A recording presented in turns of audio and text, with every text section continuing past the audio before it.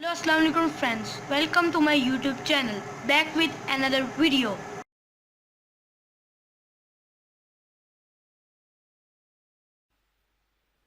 Problem में हमारे पास जो इंट्रोडक्शन टू सेट से मुतालिक which of these are set and which are not.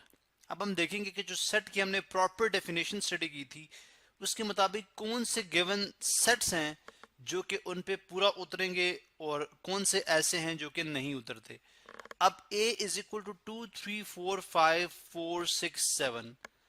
अब हम देखें तो इसमें 4 जो एलिमेंट है या जो इसका मेंबर 4 है वो अगर आप देखें तो रिपीट कर रहा है, जो कि सेट की डेफिनेशन जो है जिसमें वो कहता है जी सेट डिस्टिंक्ट एलिमेंट्स की कलेक्शन है।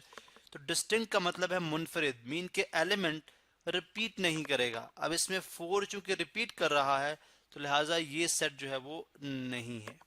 ठीक है, बाकी इसमें अगर आप देखें तो आपने ब्रेसेस इस्तेमाल कर रखी हैं, आपका जो नेम है वो भी कैपिटल लेटर के अंदर है, यानी अगर हम इसकी जो डिनोशंस हैं उन पे बात कर रहे हैं, लेकिन सेट के अंदर एलिमेंट का रिपीट होना इसे सेट की डेफिनेशन के मुताबिक सेट नहीं करार देगा।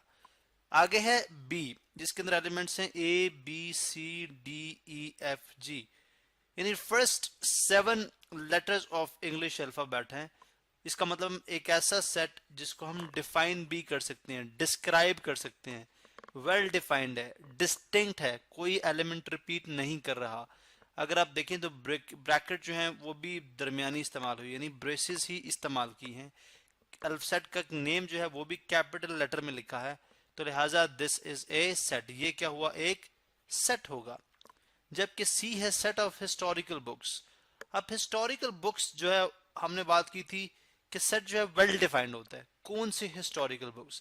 बिकॉज अगर मैं ये स्टेटमेंट दूं और दो अलग अलग बंदों को बोलूं कि आप इस स्टेटमेंट को इस्तेमाल करते हुए सेट के एलिमेंट लिखें, तो दोनों बंदे मुख्तलिफ तरह के हिस्टोरिकल बुक्स को कलेक्ट कर लेंगे।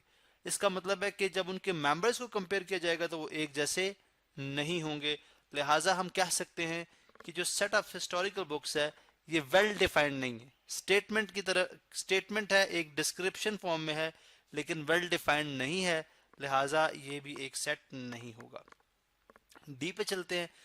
डी के अंदर अगर आप देखें कैपिटल अल्फाबेट है, ब्रेसेस इस्तेमाल कर रखी हैं, एलिमेंट है 2 3 4, जबकि यहाँ पे अगर आप देखें तो 5 और 6 एक मजीद सेट हमने एज एन एलिमेंट के तौर पे इंट्रोड्यूस कराया।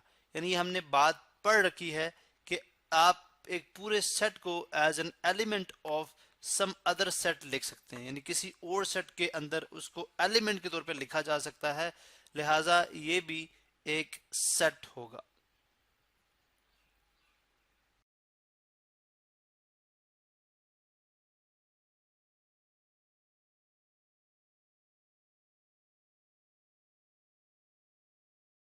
Please like and subscribe to our YouTube channel and press the bell icon so you can get never miss any video from Jinnah Grammar School. अपना बहुत सारा ख्याल रखिएगा। अल्लाह हाफिज़ और कमेंट सेक्शन में ज़रूर बताएं कि आपको वीडियो कैसी लगी।